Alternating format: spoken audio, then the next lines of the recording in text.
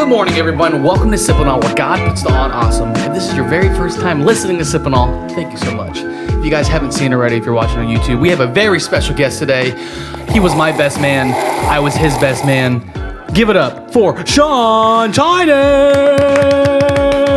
What's up, Sean? What's up, man? I don't think I'm supposed to clap in front of myself. Were you sipping into the mic? Yes. That's what the people want. Do it again. I'll join you. That actually wasn't Sip&Awe. We're doing Sip&Awe right now. Yeah. Everyone get your coffee ready. Raise it up in the air. Here we go. Do you want to lead us, Sean? Do you know how it goes?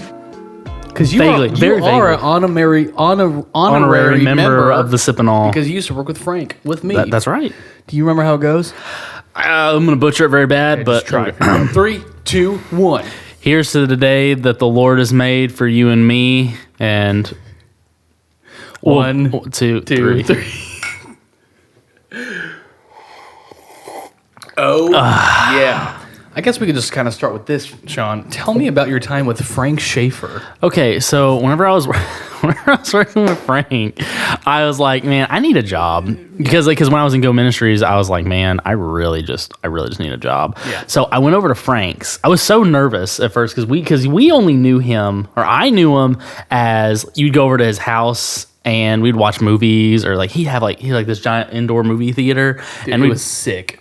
He had a literal indoor movie theater, amazing surround sound. We got a story about that. Movie theater seats. Frank was bumping. It was really awesome. And one of the things that we did there was the first times I ever worked there was my first year. His house flooded because across lake it floods really bad. Yeah. So whenever it flooded, there was a lot of mold. There was a lot of mold on the walls and everything. So he told me and 2 other girls, because he said verbatim, well, I think you guys have good cleaning hands. I don't know what that means, but I was like, okay, sure. Those are your hands. Those are nice, cleaning hands. I know. So I was also really awkward because I was with 2 go-girls and that's it. So I was just walking around. I was avoiding them. I'm like, he does have good cleaning hands, Frank. I was like, you should see him do the dishes. I was like, oh my gosh. I was like, Lord help me. And then, so that's how we first started there. And then I heard that he was building a house next door. So we literally just started working over there. It was if it was replacing the floors or if it was.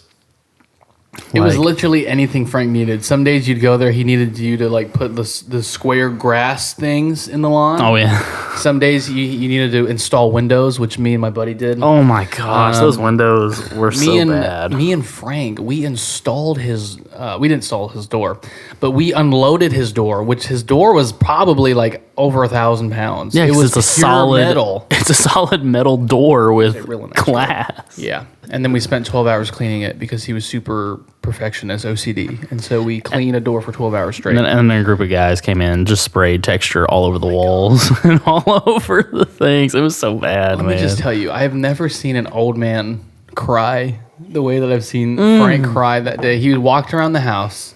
The wood floor is soaked. There is texture sprayed everywhere, all over his thermometers, his fuse box. They didn't tape anything off.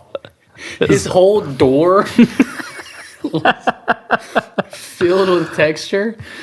And he was just like, "Oh no!" I can just hear Frank saying that, dude. That was so my heart, man. That's why I helped stay, because once you see that, your heart's broken. So you have to help clean. You just can't oh, Frank, well, I gotta go home. So you can't do that. I mean, you could. It'd be really, it wouldn't be cool. But. Yeah. I mean, meaning some people who worked with Frank, they would 100% do that. Oh my goodness. I think my favorite memory with Sean, though, is when we had to level out his garage. Oh my goodness. So Frank ordered or rented this thing from Home Depot, and it's legit like a concrete sander to even it, but it sucked. It literally was like doing maybe half an inch of concrete in 4 hours. It was bad. So Frank had a hand thing. It was a grinder. It was a hand it had a metal blade grinder on it for concrete. It was like a hand version of the big thing that we were using, and it was working amazingly. And for hours, no, keep using the big thing. No, keep using the machine. No, it's fine. Just keep using it for hours. And then finally, out of frustration, Sean was like, Frank, like, can I just use this? It works better. Oh, if it works better, go ahead. I was just in awe because I'm like, are you kidding me? Dude. Like this whole time, I'm like, all right, I can get this done. Like really, honestly, if we started with the hand grinder, we would have probably finished in like 4 hours. Yeah. It took us All day. And then, do you remember when I snapped? I was like, you know what? Nuh-uh. I'm staying until this is done. I'm saying, I don't care. I'm saying, we're getting paid. We're getting paid. I don't care. Sean was losing his marbles. I was like, whoa, dude. Or when Frank would tell us to like go grab the thing over there. It's like, what do you want? And then you That thing. No, not that. There. That thing. There. No, not that one. There. It was literally a wheelbarrow with full of like rocks, hammers, wood, and I think like 2 separate tools. The most randomest things you'd find on a construction site were in that wheelbarrow. And he was like, "Oh yeah, just grab the thing. Which thing? That thing." And he's like, from me to like where Brandon is. That thing. No, that thing. No, not that. Put that down. Put that. What? I don't want. What? Why would I want that? No, I want that thing. I was like, okay. Frank, what do you want? There's another story. One of the guys that was on the job site, he was so mad because Frank's very particular. Like now, if you go to his house today, it's already sold. He worked on it for like 5 years. Yeah. One home for 5 whole years. When we say particular, he was so perfect in everything that he did. For example, I told my dad this. Whenever he was laying the tile in his house, the veins or like the paint that would go across the tile had to match the other tile. And so in his walkway, it's not that big. It's like a 5x5 area. Yeah, it's not that bad. It took the tile man, literally, Frank told me this, 6 hours. Yeah, well, because laying tile doesn't take long, but if you care about like how it matches, oh my god, the veins on the tile had to match, and that's how Frank was. And what's funny, I tell my parents and my family this. He's like, "Oh, he's just old school." It's like I just want to get the job. Yeah, there's done. old school, but then there's like, you're insane. Like this is nuts. But anyways, so this guy, this guy that we were working with, he was so mad. I was downstairs and I could hear him upstairs. Dude. He's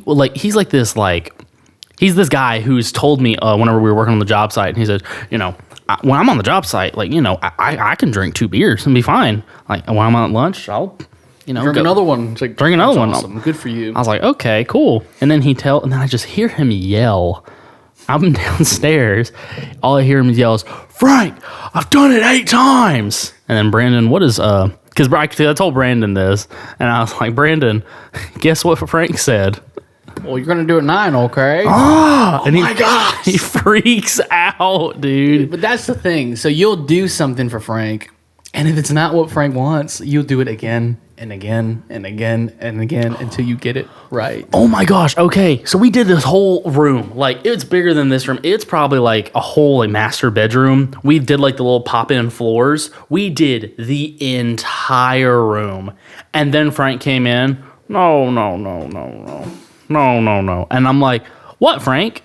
And if you know anything about placing tile floors or like those pop-in panels, if the farther you go away from that spot that you you started at and then you kept going, the harder it is to go back and fix that mistake because you got to take out everything before. In front of it, yeah. We finished the room. He said, no. Take it all up. I was like, oh my goodness. Okay, cool. Yes, sir. Did you use glue? No, you just use a hammer. Just knocks it in. Dude, Frank, we love you so much. You actually are the reason why I call the show Sip&Awe. It's because of you. Yeah. And so we sip and awe in your honor. There you go. We love you, Frank. He's still around. He's just in Houston. Yeah. It's like he's not dead. What's he just moved away. As I texted him, I was like, "Frank, I would love for you to make a video leading Sip&Awe so I can put it on my podcast." Left me on red.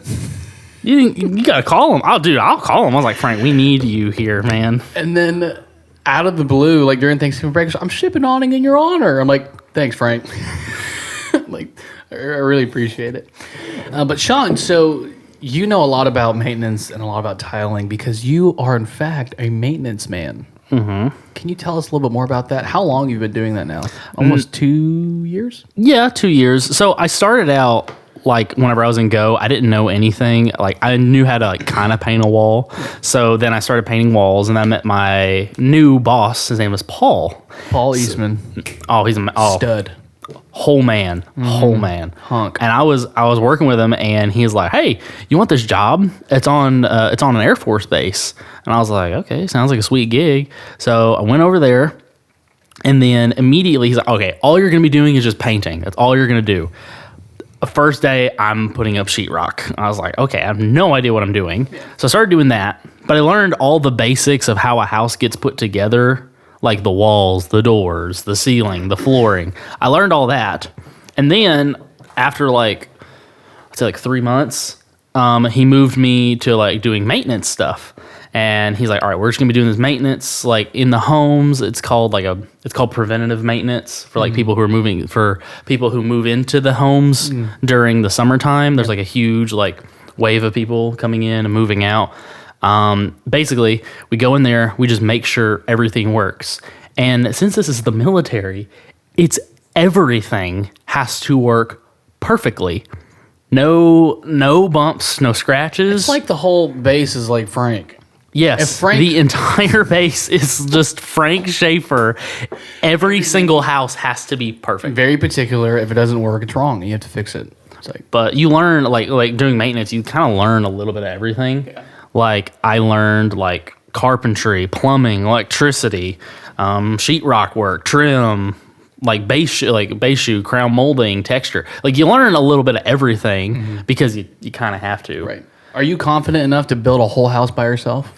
No, I am not there because the only thing I haven't done is concrete work. So you can if I could do concrete work, I would feel maybe semi-confident. And I'm nowhere near like, "Oh, dude, I'm gonna go build a house." Yeah. Now, if it was a shack out in the middle of the woods, yeah, sure, why not? But yeah, no, not an actual house. Yeah.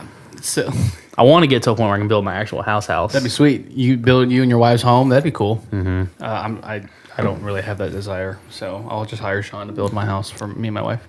But something that Sean does, and it's my favorite thing, is we have a segment in our own personal relationship called Story Time. Because Sean works with some crazy guys. If you worked in the construction field, you know how like interesting the guys are, and you see every walk of life. You see like young guys, you see old guys, you see the loving guys that are like cool with you coming to the job site, and the not so cool guys. Yeah. And so Sean calls me probably once a week, and then it's just I would go hello, and all I hear is story time. Story time, Brandon. And so Sean, it's time for story time. Oh. And so if you just give us your craziest work story. The craziest work story? Yes. Oh shoot. So much. Or the most fun. There's a lot. I think the most recent one I can think of actually literally happened 2 days ago. Tell us about it. So one of these guys I've been working with for like a while, I never really have seen him write anything down. So you're so observant. You're like, he never writes anything down because him and his buddy, I thought they were brothers. They're just neighbors. They've worked with each other for like years, but they work so well together that I'm just like, okay, cool.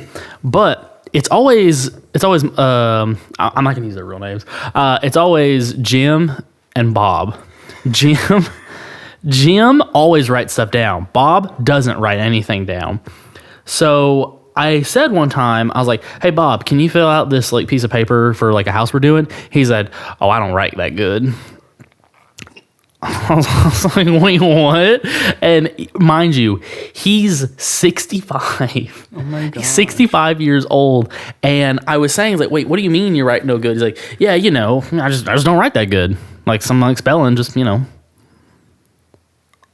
Like, wait, what? So later on, I asked Jim, I was like, "Jim, what is like his whole deal?" And he's like, "Well, he went to high school, but he went to high school, he graduated, but that's where he kind of just stopped caring. He ran a business for 13 years. And you didn't write a thing? Well, no, he can write stuff down, but it's like horrible handwriting. Whoa. Like he needs help spelling stuff. Like specifically yesterday, Dustin told me, or not Dustin, it was Jim. Jim told me, hey, you want to see this text? I was like, yeah. He shows me a text of him. Everything's spelled wrong in the text. And then he said, hey, how do you spell frog? He doesn't need to know. He did not know how to spell frog. He misspelled his own name. What? He misspelled his own name. It's that bad? Come on. He doesn't read. He said, I don't read good. I don't read good. I don't write good. I would pay to watch him order food at a restaurant. So funny. Dude, he's like, what's that's cheese. But he knows what it is. Oh. What the funny thing is like he knows what everything is. Like, oh, that's a camera, that's a desk, that's a this. But spelling it out or reading stuff. Is he from America? Yes. Oh, okay. I just thought he had like an English deficiency or something. But nope. He's from Are the you States. English deficient? Are you okay? Because I know people who speak English, who speak Spanish, but they don't know how to read or write it. So I was just curious if it was kind of the same thing. He can speak English, but he can't read or write it. I think that's how Serena is. My wife, everybody. Shout out to Serena Tynan. Woo! Shout out to the best wife on planet Earth. Speaking of that, Sean, how the heck is married life? Dude, I freaking love married life, man. You've been married for two months?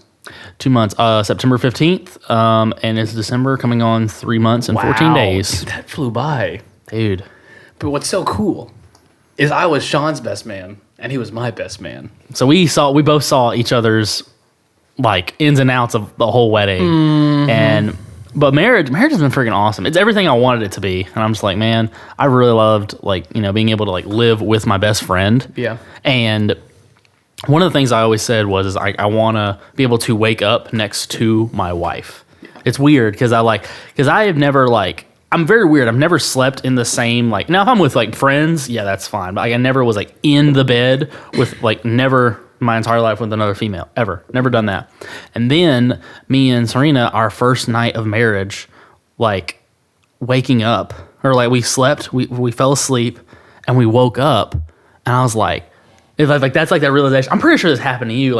When you wake up and you're like, whoa, it's a human. There's a whole human right next to me. Yeah. See, during my wedding, for some reason, the only way I can explain it is I was in a daze. The whole wedding day, even after, I was on an entire daze. And so we go to sleep. I wake up and Esther's right here. And I go, oh wait. I just got married. This is awesome. And so all the excitement just came back. But dude, I wish I can say the same. Marriage has not been the best. I'm just kidding. Being married has been awesome. And babe, I love you so much. And I say stuff like that. Love you, Serena. Fun fact, Esther doesn't really listen to Sip&Awe. And so I just kind of get away with saying these little comments within my episode because I actually busted in the door. Like, what did you say? But babe, I love you. Thank you for tuning in for Sip&Awe. We got to go. But dude, what is one thing? I know you've only been married for almost 3 months, but what is one thing that marriage has taught you as we close this episode?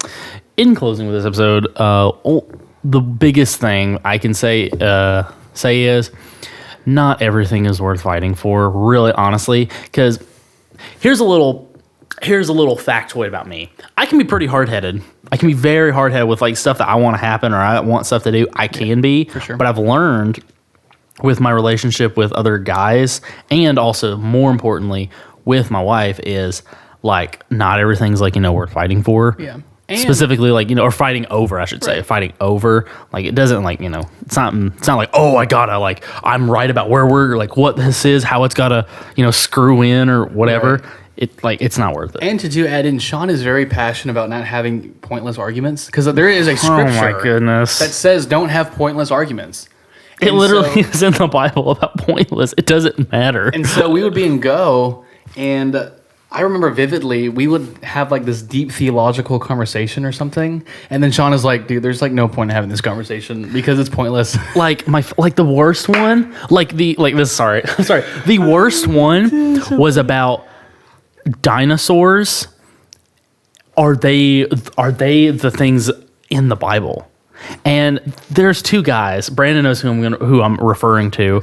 But imagine the human embodiment of Wikipedia and the human embodiment of the Encyclopedia Britannica attacking each other. Dude. That's basically what you saw, these two guys just going at it. And I'm like, guys, are you guys seriously getting mad about dinosaurs right now? This is pointless. This is not, it doesn't matter. There is a particular argument that Sean almost got into, but he stopped. And I remember he came into the dorms. Okay, I won't name the person's name. But Sean was like, what if I just threw this loaf of bread off the balcony? Oh my goodness. No, it was a tub of mayonnaise. Like, what if I just threw mayonnaise off the balcony? And they're like, oh, that would be a sin. I was like, no, it's not. No, that's not a sin. And then they just kind of like, it could have gone into this. Oh, it could have gotten bad, but I was like the person kept following me because I'm like, look, I'm not gonna have this argument. They kept following me to the kitchen. I'm washing dishes while I'm trying to ignore them, and they're like, well, you got to think of this, and like how this relates to Thou this. shalt not throw mayonnaise.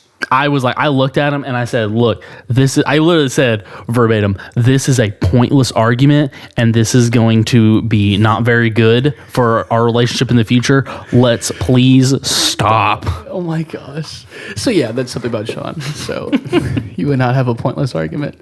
But that is part 1 with my friend Sean Tynan. Whoa! He's going to be coming back next week. So guys, stay tuned. He is coming back. You can now listen to Sip&Awe on Spotify, Apple Podcast, and you can watch on YouTube. Big things are happening. Big things are coming. As you can see, I kind of rearranged our studio because things are happening. I'm getting more equipment coming in. I'm super duper, flooper McDuper to duper excited. And so, guys, have an amazing day. Have an amazing week. And we will see you guys next week with part 2 with Sean Tynan. We'll see you guys later.